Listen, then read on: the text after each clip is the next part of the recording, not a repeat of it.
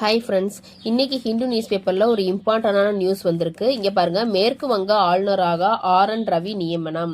Actually மேற்கு வங்கத்துல இருந்த ஆளுநர் ராஜினாமா பண்ணிட்டாரு. அதனால நம்ம சென்னையில இருந்த ஆளுநரான RN ரவியை மேற்கு வங்க ஆளுநராக நியமிச்சிருக்காங்க. இதை பத்தி கொஸ்டின் பார்ப்போம்.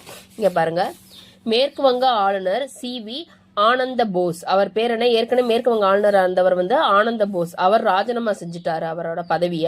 அதனால நம்ம தமிழ்நாட்டில் இருந்த ஆளுநரான RN ரவிய மேற்கு வங்க ஆளுநராக நியமிச்சிருக்காங்க. இப்ப தமிழ்நாட்டுக்கு ஆளுநர் யாருன்னா, கேரள மாநில ஆளுநராக உள்ள RV அர்லேக்கர்.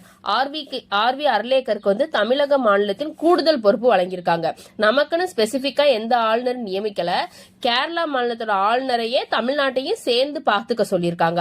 அப்ப அந்த CV ஆனந்த போஸ் ராஜினாமா பண்ணதால நம்ம தமிழ்நாட்டு ஆளுநர் மேற்கு வங்க ஆளுநர் நியமிக்கப்பட்டுள்ளார். இப்ப தமிழகத்தின் ஆளுநர் யாருன்னா, கேரளா மாநிலத்தின் ஆளுநரே கூடுதல் பொறுப்பாக தமிழகத்தையும் பார்த்துக்கிறாருன்னு சொல்லி நியூஸ் வந்திருக்கு. இப்ப ஆளுநரை பத்தி பார்ப்போம்.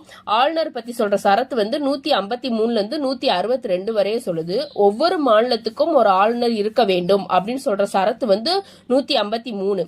இப்ப இதுல பாத்தீங்கன்னா 1956 7வது சட்ட திருத்தத்தின்படி நிர்வாக சூழலின் காரணமாக ஒரு மாநிலத்தின் ஆளுநர் 2 அல்லது அதற்கு மேற்பட்ட மாநிலங்களின் ஆளுநராக நியமிக்கப்படலாம் சொல்றாங்க. இதுபடிதான் இப்ப இது நடந்திருக்கு. நிர்வாக காரணமாக ஒரே ஆளுநர் 2 அல்லது அதற்கு மேற்பட்ட மாநிலங்களையும் பார்த்துக்கலாம்னு சொல்லியிருக்காங்க. எந்த சட்ட திருத்தம்னா 7வது சட்ட திருத்தம் 1956ல.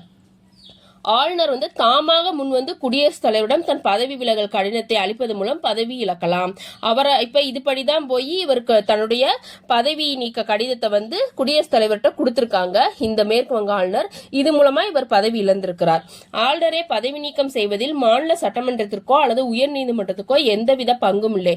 ஆளுநரை பதவி நீக்கம் செய்ய மாநில சட்டமன்றம் செய்ய முடியாது, உயர் நீதிமன்றம் பண்ண முடியாது. குடியரசுத் தலைவர் மட்டும்தான் பதவி நீக்கம் செய்ய முடியும். ஒரு மாநிலத்தின் ஆளுநர் இல்லாத போது உயர் நீதிமன்ற தலைமை நீதிபதி தற்காலிகமாக இந்த பணியை மேற்கொள்ள இப்ப நியமிக்கல. இப்ப கேரளாவோட ஆளுநரை நியமிக்கலன்னா இப்ப தமிழகத்துக்கு ஆளுநரா யார் இருப்பாருன்னா உயர் நீதிமன்ற தலைமை நீதிபதி தான் இருப்பாரு. ஆனா நியமிச்சுட்டாங்க கேரளா ஆளுநரை.